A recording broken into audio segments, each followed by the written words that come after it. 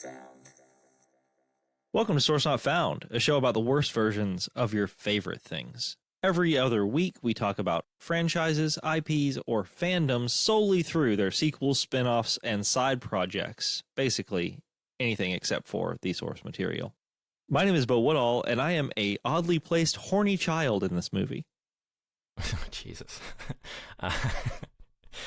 And I'm Brandon June, and I distract from the fact that I'm not funny by always covering my dialogue with playful instrumentals. Awesome. That's one thing. So I actually watched this movie with the subtitles on because it sort of washed over me, and like I just, like a really sad sound bath. I needed like crutches to sort of engage. Like I just zoned out. Hey, don't say that. Not the crutches. I needed the crutch of subtitles to like help keep me engaged, because I felt myself floating away from it at every opportunity. So I saw that a lot, underneath the captions of the dialogue. Just cue the playful instrumentals or sometimes whimsical instrumentals. A lot of both of those. Well, I mean, playful and whimsical. You have to have those whimsical and playful instrumentals when everyone is just smiling, and that's it. Oh my god! You can't see it because this is an audio show, but we are smiling at one another. We are just turning to each other and smiling at what we just had to endure. And then we're turning and we're smiling right back at all of you. We hope you're smiling right on back. Fingers crossed. It's Christmas time. It's holiday time.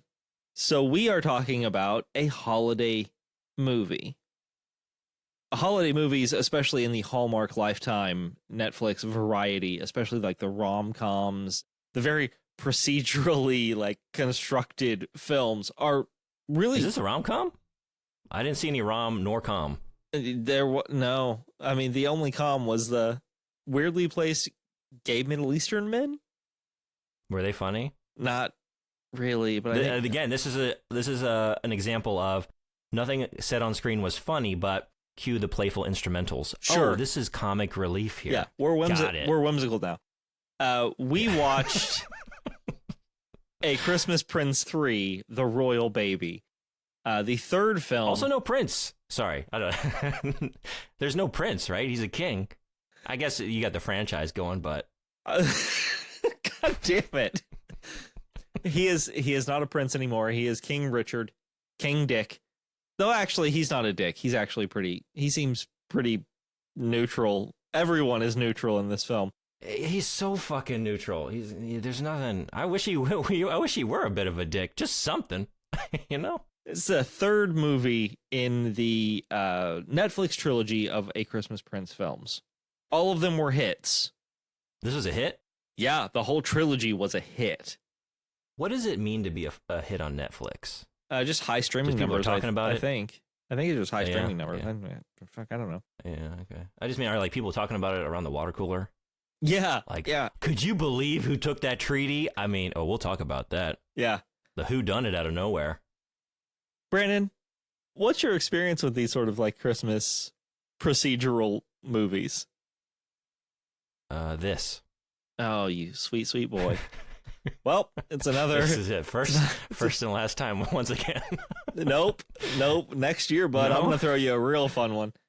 So I don't know if you're aware of the entire structure of how Hallmark movies, Hallmark in quotations, movies work when it comes to Christmas.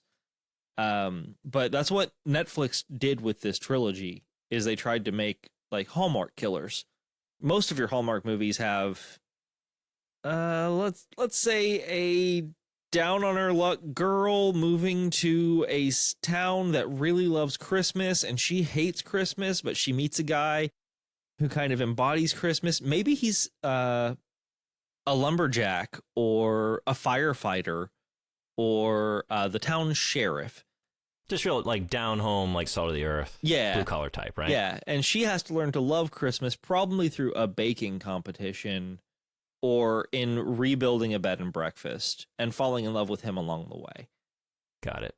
So this one we have Queen Amber post that experience, right? I take it that's what the first film was about? If I'm not mistaken, the first film, Amber is a journalist, which she makes sure to mention several times in this movie. Yeah. I may be the queen, but I am still an investigative journalist first. And then we have multiple scenes of her typing at her laptop. Everything is like No, not just typing on her laptop. I have to mention this because it drove me fucking mad. She is supposed to be a successful investigative journalist, and everything she types on is called Amber's blog. Her website, what she posts her articles on is just Amber's blog. Come on. Please. I mean, that's something I noticed in this movie. It's so like, I guess maybe I'm a bigger idiot than I even realized, or it really just was that numbing of an experience. But the fact that I felt like I needed a crutch of subtitles to sort of like remind me of what's happening on screen, because I'm just like, I'm getting lost because I'm so fucking bored. But everything in this movie is designed to be like something that's on in the background while you're knitting, or you know what I mean? Like it has to go down smooth, right down the gullet. Yeah. No kidding.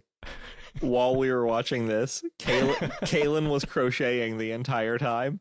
And at one point, my wife looks at me and she goes, "Shouldn't you be paying attention?" And I'm like, I'm really trying. I'm trying so hard. There is nothing to pay attention to. It's like the scene when the prince comes out and Amber's like sitting on this ledge outside eating from a box, and there's just giant donuts emblazoned across the outside of the box, like the exterior. And then like the prince pulls out like the most stock ass like pink frosted donut, and a Simpsons donut, and he holds it by the icing out towards the camera. So it's just like everything at every moment is like reinforcing itself to be like, we know you're not really paying attention. So, but at any moment when you look up from your knitting needles, like we're going to catch you up on the last 30 seconds visually and just like auditorily. So just you won't get lost. And every character will just be a continual source of exposition. You know, like everyone is constantly giving you another like one sentence description of who they are through their dialogue. Yeah. Okay. So yeah, before we've already leapt into the rabbit hole, fallen so deep. I would like to read you the IMDb synopsis of this film. Let's do it. And then let's get into it a little bit. Now, y'all pay attention. There's no subtitles on this podcast, so you really That's right. This is all intently. All through your ear holes, no eyeballs. It's a complex narrative with lots of twists and turns. It's Christmas time in Aldovia, and a royal baby is on the way. Queen Amber and King Richard are getting ready to take some time off to prepare for their first child's arrival. But first they have to host King Tai and Queen Ming of Pingalia. Sorry. Panglia? Pinglia. Is it Pinglia? I think it's Panglia, because I remember being disappointed that they weren't neighbored by a nation of penguins. That would be awesome. I thought that might have been a fun twist. Of Pinglia to renew a 600-year-old sacred truce. But when a snowstorm hits on Christmas Eve and the priceless treaty goes missing, peace is jeopardized and an ancient curse looms. Amber will have to figure out who the thief is before the clock strikes midnight for the safety of her family and the kingdom. There's a lot of problems with that synopsis. I was about to say, like, if you just tack on who took the treaty, that's the whole movie. They just did it. Well, so here's the problem. The snowstorm hits on the 21st. The movie tells you what day it is and tells you just how long you have to sit through this fucking movie until you get to Christmas. Yeah. That's the only... I looked over at my wife a few times and was like, how long have we been watching this? And it comes up and it's just like December 22nd on the lower left-hand corner of the screen. I'm like, fuck, we have 2 days left. 2 days until the treaty expires, until the climax has to happen. It's not a long movie, but it took me several nights to get through it. I would put it on for like 20 minutes and just doze off. It wasn't even that late. It's like 86 minutes long, and it felt like a week. So, Queen Amber. Amber is the former New York journalist who fell in love with King Richard in the first movie. And I guess he was a prince back then. Did we have the king in the first movie? Did he pass away in like the interstitial? I don't know. Okay, because he's gone, right? It's just the queen left, and that's why Richard is now the king, right? He's ascended. Yes. But I had to believe there was like some conflict between like Amber coming in to this royal family and the father not really being ready to accept someone of not royal lineage. That'd be plot. Right? That had to have been Nope. Doubt it. No? I I don't know, but I sincerely doubt it. Because plot is shoved in your face in this movie, the few times it actually exists. So, I just want to... There are only 5 real acts to this movie. One of them I really want to ask you about, and that is the recap. Okay. How did you feel about... Like, did you feel like you were given all of the information you needed? I feel like I got all the information I needed in the recap, and then in the scene following that, and then, you know, maybe 20 minutes after that, and just constantly. It was just a drip feed of just like, we're going to keep reminding you who everyone is and what they're doing and why they're doing what they're doing. And I didn't even need it. Yeah. Now, of course, I'm asking you things now, like, oh, what happened in the previous movies? Like, I don't know. I don't care to know. I don't need to know, because really this is just a story about smiling at each other and then finding a scroll hidden downstairs. Don't forget that the weirdly horny 12-year-old. That the little princess? Yeah, I guess tell me more. Okay, 1, she says to Amber, "Man, I hope I look as pretty as you when I get pregnant." Oh, did she say that? Yes, she did. She said that line. I might have been I might have been drifting away on just like the Pink Floyd song, just like Comfortably Numb at that point. Like somewhere out in the ether. Man, okay. she made me uncomfortable. I thought Mrs. Averill was the horny one, because there's that moment where she's like, "Oh, I had a carefree moment last Sunday." I had one last Sunday. Yes, I have that written down. Such a naughty intonation on that. So I guess everyone's all horned up. This entire film is, you know, we talked a lot about Twilight being chock full of blue balls. If there wasn't a pregnant person in this film, I would assume that no one was having sex. Like, it was a very chaste. Every hug looked like they were forced to do it. Yeah. Every kiss looked like they were like, "I'm going to get real close, and then can we go ahead and bring my wife in instead, because I don't feel comfortable doing this." Like, it was some weird stuff. But I mean, even with the baby, I'm like, there's a part of me that's still wondering, like, maybe within Aldovia, they've had some sort of scientific advance where you can sort of exchange seminal fluid through a handshake. Because speaking of that, where the fuck is this country? All right, I have some theories. Okay, so before you jump into that, we have 3 countries mentioned in this film. Right. All of them are part of a larger Netflix cinematic universe, I guess. We have no kidding, really? Yeah, no kid. I'm not kidding. One is Aldovia, where Queen Amber and King Richard are from. Then we have Pinglia, which apparently is our Asia analog. And then we have Belgravia, which is mentioned by Queen Ming. Belgravia is the country that is the feature of the trilogy The Princess Switch, featuring Vanessa Hudgens. So what is the general ethnicity of that country? Also vaguely European. Oh, that... I think my theory can absorb that and sort of cool work with that, maybe. But it's gonna change a few things. Okay. So where do you think Aldovia is located if you were to spin a globe and point? Okay. Watching it and just using the lore within the film, I concocted a theory, and then after I did that, I looked online, just a very quick kind of cursory Google search, right? Let me start with that, because I want to refute this. Okay. I want to refute this through my theory. So, just some, I don't know, like probably clickbait-ass article here. Aldovia, Pinglia, the castle, and all the locations where Christmas Prince was filmed. So, apparently, Aldovia and Pinglia are located somewhere in old Europe, more specifically next to Latvia and Lithuania. And the filming locations were, I guess, like in Romania, in that area. Dude. Yeah. It was filmed in the same place Blood Rain was filmed, my man. Oh, shit. Yeah. Thanks, Bucharest. We really appreciate your contributions to cinema. I don't know how much research Ramoon, the author of this article, did before writing that little paragraph there. But I can say that while I'm not sure where Aldovia is in the world, it's definitely not there. That's absolute horseshit. Agreed. Yeah. I mean, the whole setup for this movie is they're trying to find this treaty that was signed 600 years ago when Aldovia and Penglia were at war, right? There's this scroll that has been existing since then that sort of unifies these two nations in a friendship. And it was signed sometimes in the 1400s by someone who was a mixture of Genghis Khan and Fu Manchu. Yeah, Christmas Eve 1419, right? Yep. And it was to end this war over Silk Road trading routes. Mm-hmm.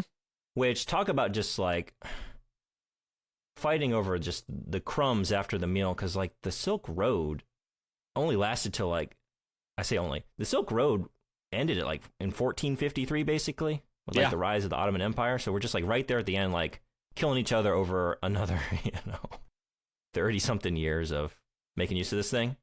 But the fact that at no point, as far as I can tell, I mean, I'm not a scholar in this field, the Silk Road never went through Lithuania, as far as I can tell.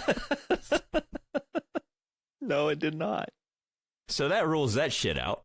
Yeah, quickly. But there's also the problem of their neighboring country. The queen is of obvious Chinese descent. The actress that plays Queen Ming is from Hong Kong. Her name is also Queen Ming. Yeah, there's that as well, which makes me think, okay, so Penglia was at some point maybe culturally Chinese. Maybe it's a breakaway state. Yeah, could be. So we have to have basically an ethnically white, basically like British, right? Based on their accents. Yeah. Country located along the Silk Road, neighboring a nation of ethnically like Han Chinese people. Uh-huh. So there's no way to just square that circle. You know what I mean? This just doesn't work. So I was thinking, like, at what point in history would this have maybe made some sense? So I was thinking, well, at the height of the British Empire, right, we had British-controlled India. Sure. So they were in that region. So I'm thinking that this trilogy of movies takes place in an alternate history where the rise of the British Empire actually happened maybe a couple centuries earlier, because actually when they had control of India is a little bit past the height of the Silk Road. Those things don't really line up. Sure. Like the British Raj. So maybe we got an alternate history where Britain advanced to a certain level a little bit earlier than in our timeline. They got into India, and I'm thinking maybe in like the Kashmir region, because it has to be along the Silk Road, but based on the climate with all the mountains and the snow, it has to be like a place that retains that cold through a lot of the year and has like opportunities for, outdoor ice skating or whatever. So it has to look like, it looks like Romania, right? So maybe in the Kashmir region at that higher elevation where you're in the mountains, nestled in there. And that would also explain, so we're neighboring China at this point. Maybe there's like a portion of like Pakistan or whatever, or just like a region of China, maybe like around Tibet, where the Han Chinese were there for a time. And maybe during some point in history, they broke away from the empire itself and established themselves as Penglia. And so now we have this trio of nations separate from, the India, the China, the other great nations of that region. And that might explain why we have, so the British left India, but they remained, maybe there was like a settlement agreement where like, okay, we're kicking your asses out. The empire's over, but we're going to let you remain on this tract of land just north of us. And so there's sort of like this breakaway Eurocentric nation along the Silk Road, but still surrounded by Asia, aside from that. You just melted me. The thought you put into that is more than was put into the entire scripts of all three movies and all three Princess Switch movies. I was thinking about this all day. Trying to make it work. That's the best I can do. I just, my theory was that the Silk Road was just extended. Oh, yeah, okay. But then what about Queen Ming? Why are they up there? Why do we have an Asian nation up nestled around that area of the world, right? Unless it's a reverse of what I said, and basically My thought was maybe there was a Chinese or Mongol expansion. And the expansion took over Eastern Europe. Yeah. And extended the Silk Road. where then you have like because yes, it does seem like Romania, but it also like you could also possibly put it into like the Alps, maybe. Okay. Yeah. Yeah. And have it kind of shifted culturally there, because it's also noticed that they are all Christian. They're celebrating Christmas. In fact, everyone in this movie is celebrating Christmas, including the Pinglians, Pingalans, sure. They try to bring in every type of culture as for like acting wise. They're like, oh God, we don't have a black person. Oh, nope. Melissa, get in here. Melissa, you're our black person. Wait, we have Asia, we have white, European, we have a black person. Oh, we have white. This is white. This is white. This is a fucking mayonnaise sandwich, and the bread is Coldplay CDs. Like, this is fucking white, and then raisins drizzled on top. Yeah. We don't have anyone Middle Eastern. Give me 2 Middle Eastern gay men. Bring them in. Let's do it. And it's just everything seems to be added on as just because they wanted to meet a quota. Like, nothing fit plot or world building. This is why we're having such a hard time. And I'm thinking about your theory, and at first I was thinking, oh, that might be an easier way to explain this. But I'm coming back to the war. They're fighting over Silk Road trading routes. So even if it were extended, that would mean that the whole war they're fighting is over the end of the Silk Road. Where we're like fighting over the very... Don't forget, they still have debts. They still have trade debts going into signing this treaty again of 1 billion euro. Yeah. How? If the Silk Road has been gone for 500 years. Okay. Okay, give me a day. I'll start working on it. I didn't, I was so focused on drawing borders and looking at maps. I'll report back.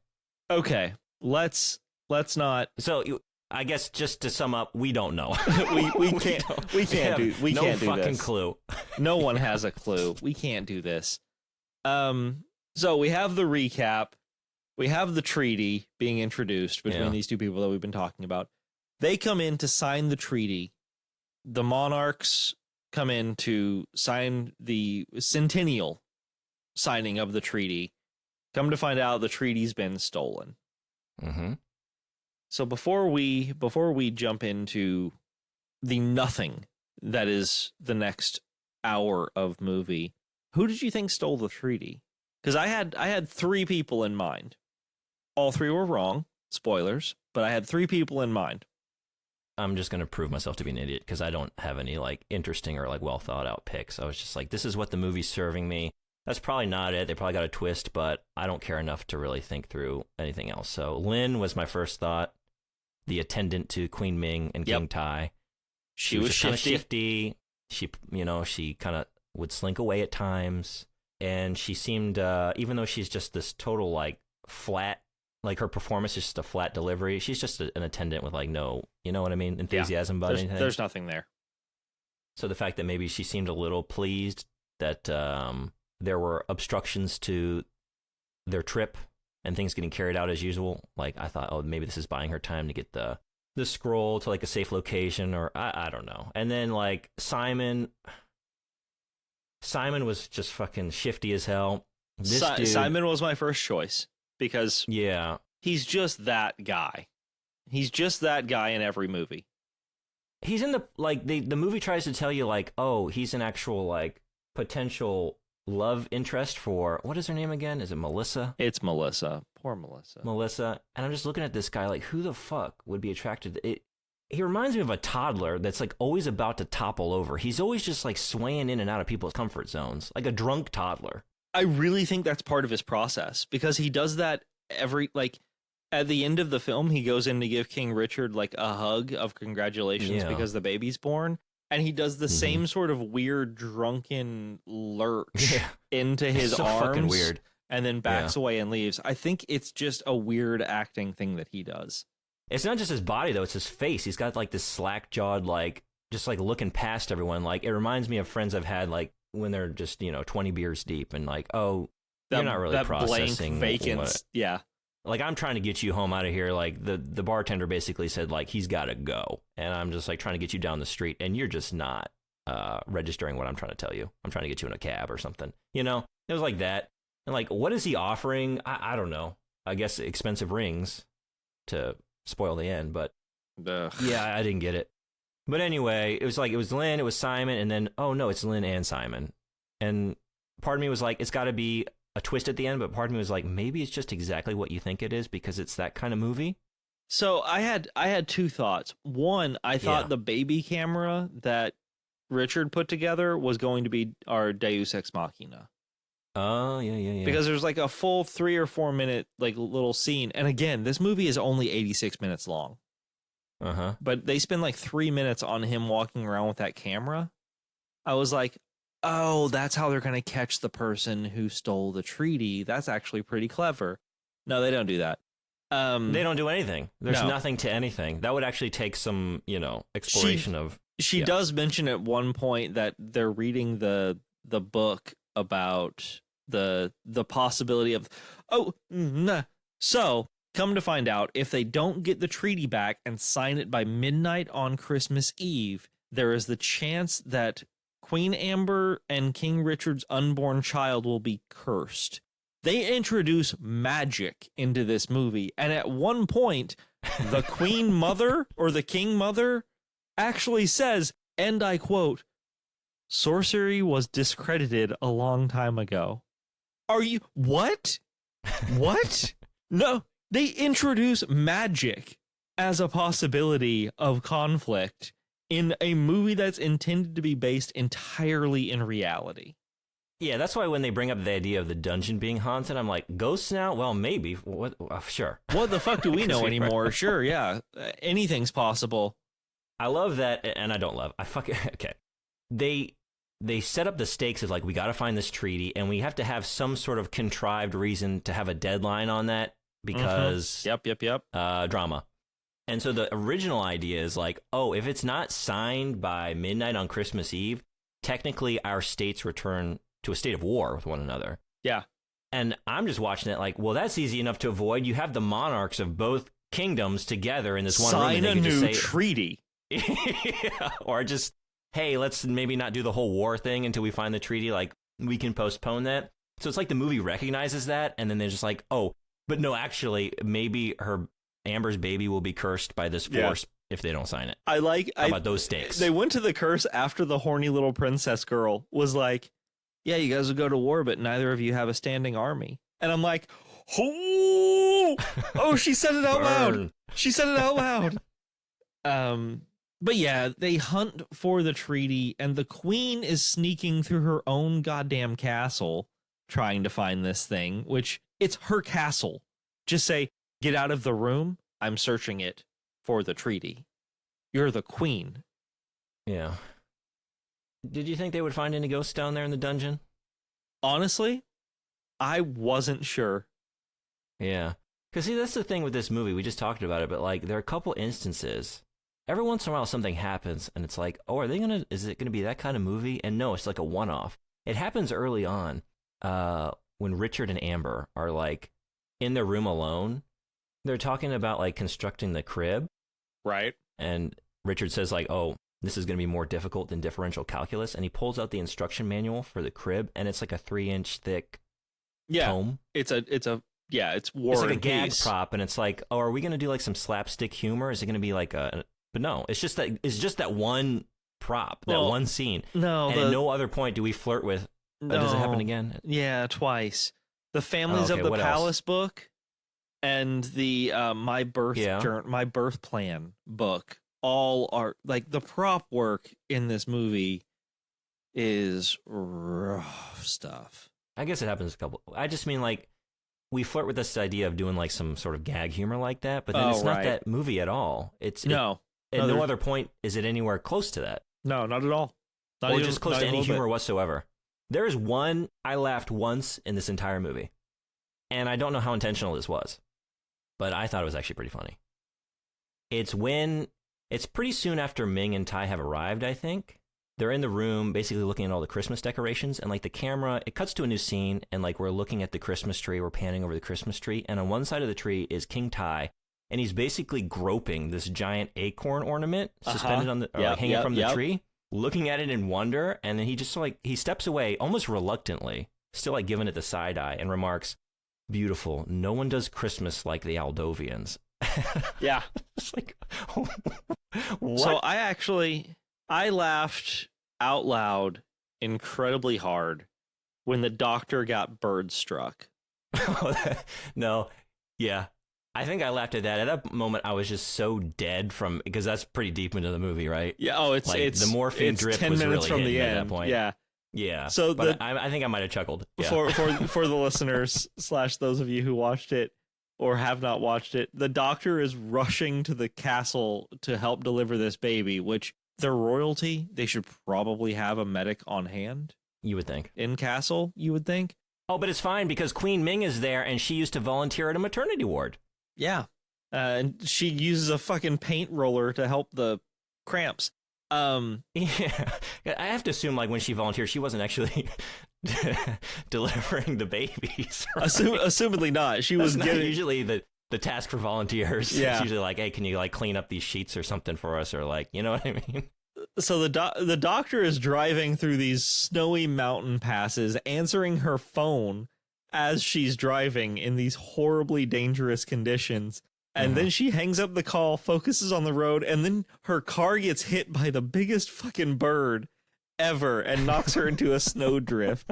And then the king, expecting his child because his wife is in labor, jumps on a horse to go get this woman. Well, we have to have our prince on a horse, right? Oh my God, swoon. It's wild. How many days removed are we from the snowstorm at this point? The fucking monarch cannot get his roads plowed? What the fuck? He also doesn't get anyone else to go get her. Like, dude, get one of your I don't want to call them servants, but servants to hop in a all-wheel drive truck with some chains on the tires and go get this doctor who was driving a Ford Fiesta in the worst winter storm Aldovia's ever seen. And this is the moment where, okay, nothing happens in this movie. And then all of a sudden, everything happens. It's like the screenwriter spilled a pot of plot devices onto page 53 of the screenplay, and all of a sudden it's like, Penguin's leaving. Everyone finds out about the nefarious plot. Queen in labor. Doctor drives off the road. Prince on the horse, you know. Baby may be cursed. Locked in the dungeon. Yeah, it's just like all of a sudden how about this and this and this and this? What? And just drama. And then we resolve it within 5 minutes. Absolute dog shit. Talking about the dungeon, why the fuck? Okay, so the queen and the princess are down in the dungeon looking for the scroll. They get locked into a cell when the cell door closes behind them. Uh-huh. The keys are hanging on a hook right outside the cell door. Uh-huh. And we cut back to the princess, who, she's disabled. She moves about on these crutches that attach to your arms. And the scene is her, like, leaning out through the cell bars, like, trying to keep herself stable on her one crutch, while the other one, she tries to like snag the keys off the wall, like, going through the hoop. And the queen, who has two perfectly good legs, also and longer arms, also longer. Yeah, just all around appendages are, you know, give it a little more distance. A better choice to grab keys. One would just sitting, say. Watching this unfold. Like at some point, maybe have your disabled daughter sit down, maybe remove one of her crutches, and maybe try and get that off the wall. Mom, how about that idea? But no, we just watch this poor girl struggling to get, and she fails. Yeah, she loses one crutch, and they just don't try to use the second crutch. They just sit down disappointed. Yeah, it's like they just drop right directly below. Like probably they're still within reachable distance, especially it's like, if mom steps in to try. Yeah, that, and then the queen's like, "Oh, I have a hairpin and I know how to pick locks. Everything's fine. Why didn't you do that an hour ago, Ma?" Jesus Christ. She pulls her hairpin out, leans over, just like slides it in the lock, and it's like one twist to the wrist, and they're out of there. It's Look, damn, Queen, this ain't her first rodeo. Yeah, no kidding. That's where her and the former king used to do some weird stuff. I can't imagine that, 15th century dungeon locks were that complicated, but man, she was quick. And if she knew she could do it that fast, why did you make your daughter lose one of her crutches? But that's the thing. Like, the movie comes up with these like sudden, like, oh my God, let's like have some stakes and some tension here, some drama. Here's a conflict, and they resolve it in like 30 seconds. Like, why did you even? There's a patience issue. There's a big issue with patience. Well, they're worried. It's like if we have a lingering conflict, maybe if someone was looking away from the screen, looking at their knitting needles a little too intensely when the conflict started, they're going to be lost when we cut back to this mid-conflict. Yeah. We need to start it and resolve it within the same scene. Yeah. God. Yeah. So I only have 2 more things to mention about this entire. Yeah, I think I'm done. About this entire film.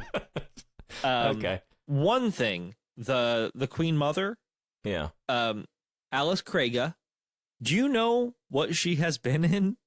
All of the things she has done. Hit me with it. She was the Borg Queen in Star Trek. Oh shit. So this really isn't her first rodeo. She is before.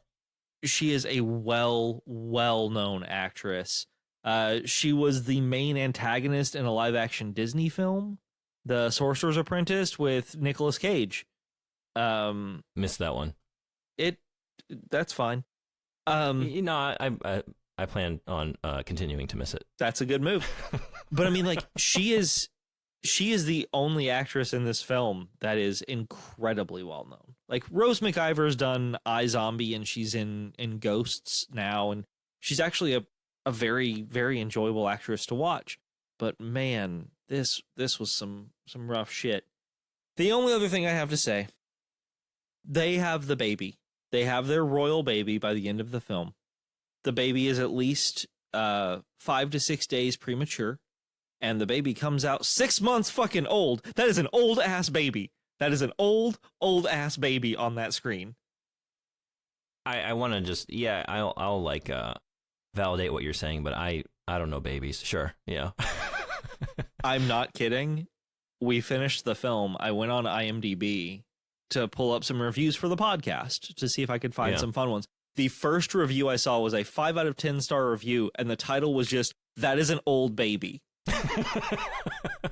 To have that be your hang up and a fucking slice of Swiss cheese ass plot hole. The title of the review was, "That is an old baby." Okay. So good. I bought everything until this moment, but that baby, that was just a bridge too far.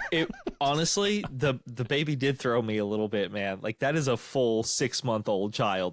I must have been checking my watch. I didn't really give it a good look.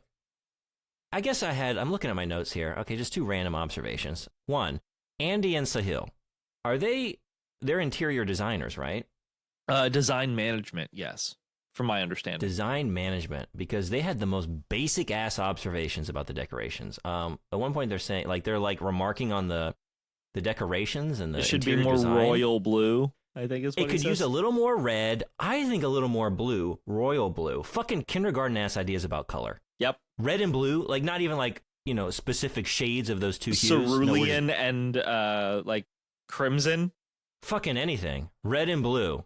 All we can say is like, I think more of this primary color. Oh, I think more of this primary color. Oh, the royal one. Oh, but because the royal. Fuck off.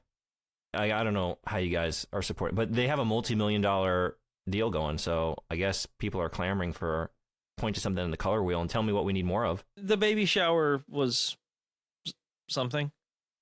It was something. Okay, I think this is maybe my final thing. We talked about the prince not really having anything. He is kind of a dick. In fact, maybe a pretty massive dick, because during that baby shower, he goes up to King Ty and says like, "Hey, do you want to like pop out with me for a second?" Now, as a man who has attended certain functions that really aren't made for us, sure, maybe certain, maybe they're more like children aligned or female aligned, or you know what I mean? It's just like, you're a guy, the guys are in the back, and we're just like shooting the shit. Yeah, maybe there absolutely. are things taking place. Maybe it's like a kid's birthday party or something, and you got invited, and you're there as just an adult presence, but it's not for you. And the host comes up to you and says, "Hey, why don't we just like get away from this for a second?" The way I take that is, "Oh, you got something better than what's going on here that you're about to show me." Yeah. Usually it's like, "Hey, what if we just like get out back, get away from this for a minute, and like light up a couple stogies?" Or like, "I've got some really nice scotch that I've like Sure, yeah. hidden I mean, away. And like, we're just going to go shoot sense. the shit as like guys in the back. The prince does that to King Tai. It's like, hey, you want to get out of here for a second? And what does he have him do? Help him assemble a fucking baby crib. And what a dick. And they fuck it up. But yeah, they fuck it up. But I mean, I wouldn't be invested in that task if I had been like pulled away from the baby shower. I'd be like, you know what? I think I'll just go back and like, you know what I mean? I'm going to go get some more champagne and some crudité and not do this. Watch her open. My wife knit a purple thing for the child, I guess. Well, what was that? No clue. No idea.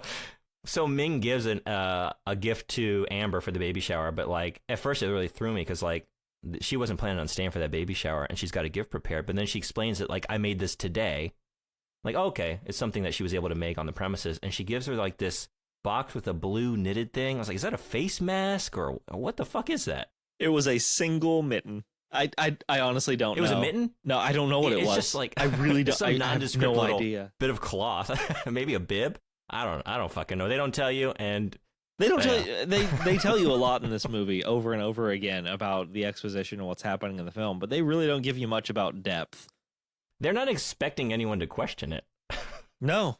We're questioning all the things that like the creators of this movie were like, wait, what? You actually were curious about that? You're not supposed to be curious about that. We are all just readers of Amber's blog at this point.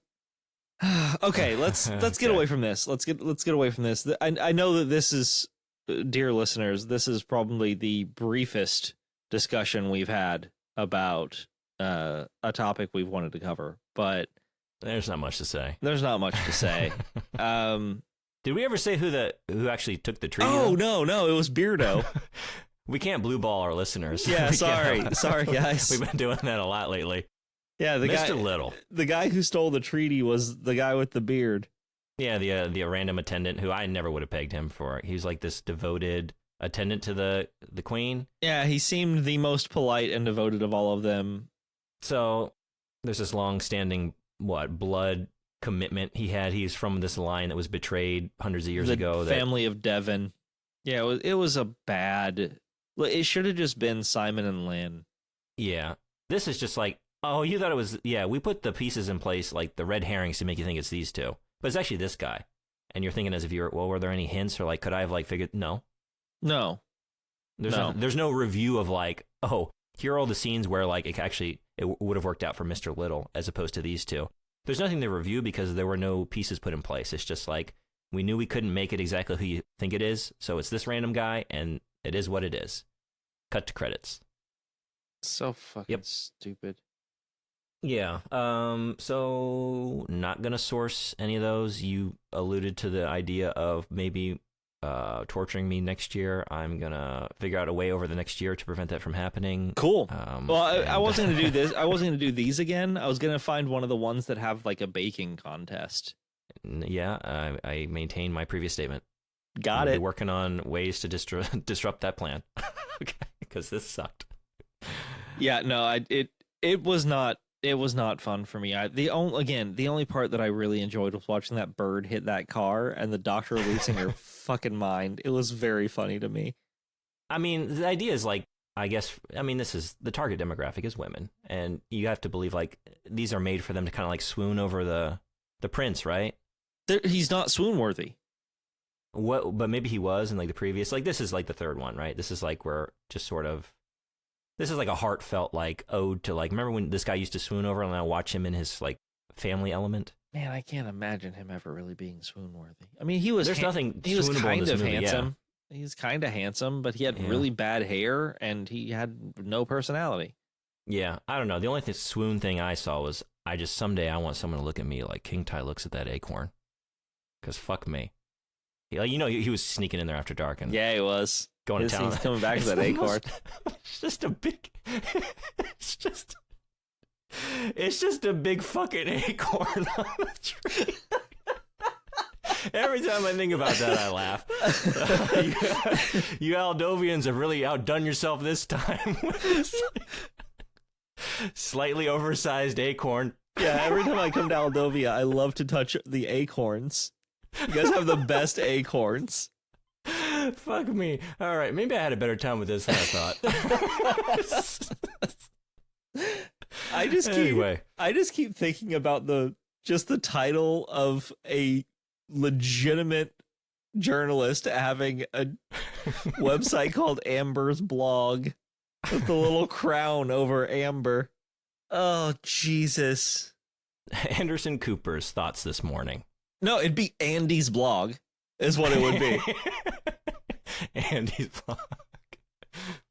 Oh, fuck. All right. So before we say goodbye for this episode, because this movie was not worth sourcing, I do want to play a little game with you. Let's do it. You have no experience with these Hallmark style like Christmas movies. So I've got some descriptions of films. All right. Very, very brief synopsis. Some are real, some are not. Oh, boy. So which one is the real Hallmark movie? No, you just have to tell me if you think it's real or fake. I'm gonna do 5. Just 5. And then we'll move on to what you're doing for Twitch and how to contact us and stuff. Cool. All right. Jessica is in charge of finding a Santa for her town's Christmas parade, but her only option is a stubborn Uber driver who lives 200 miles away. She hires him for a trip home in hopes of convincing him to take the Santa gig.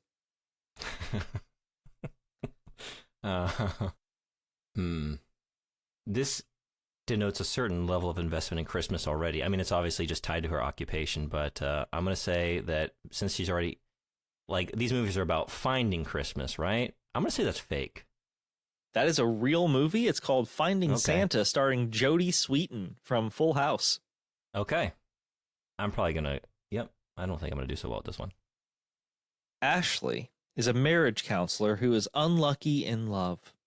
But when she starts counseling an older couple who look remarkably like Mr. and Mrs. Claus, she falls in love with their son, Matthew. I'm going to say that's also fake. Because that one is fake, yes. Okay, yeah.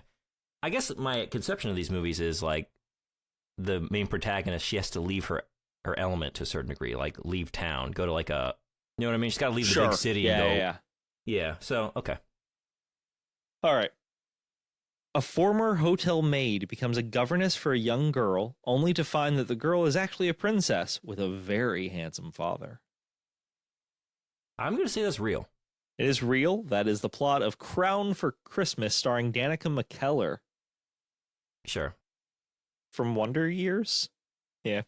Who is that in Wonder Years? The love, right? What is her name? Whitney? What? We're old, man. What is her name? Winnie. Winnie. Damn. Aw.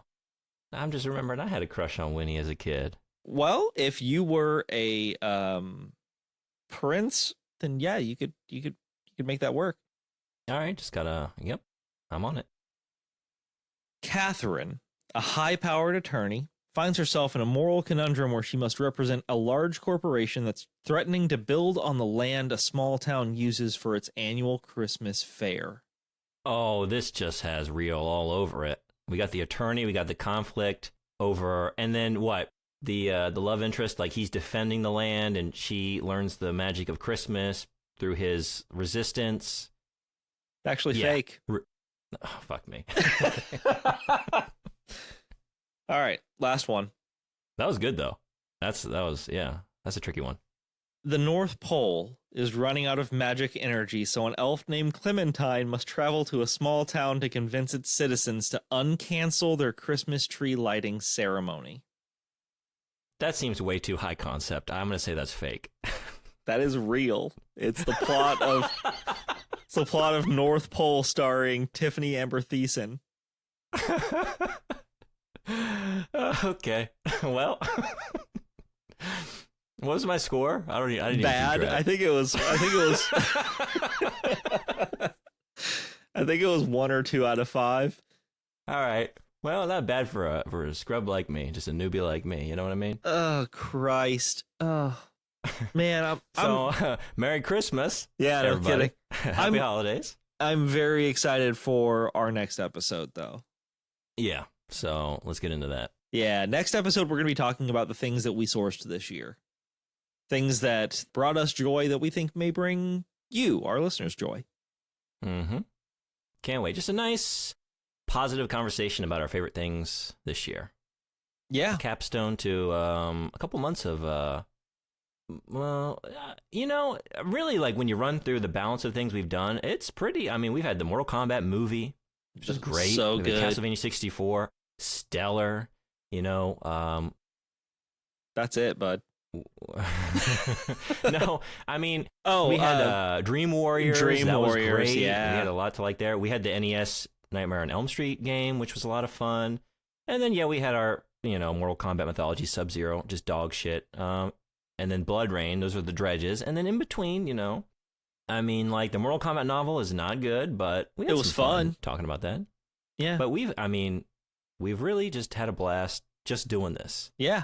Yeah, we have. From the end of August on to now, what a ride it's been, and we're going to keep on keeping on. Yeah, so next time will be like our capstone, but already just thank you so much. Yeah. Everyone who's supporting us. Yeah, very much. We appreciate the support. We appreciate the outreach, the participation in anything the questions we ask online, the conversations we try to start, stuff like that. Mm-hmm. You can find us everywhere at Source Not Found Podcast, Instagram, Facebook, Patreon, Discord. If you want to come at us for our opinions about Hallmark-style Christmas movies, that would be sourcenotfoundpod@gmail.com.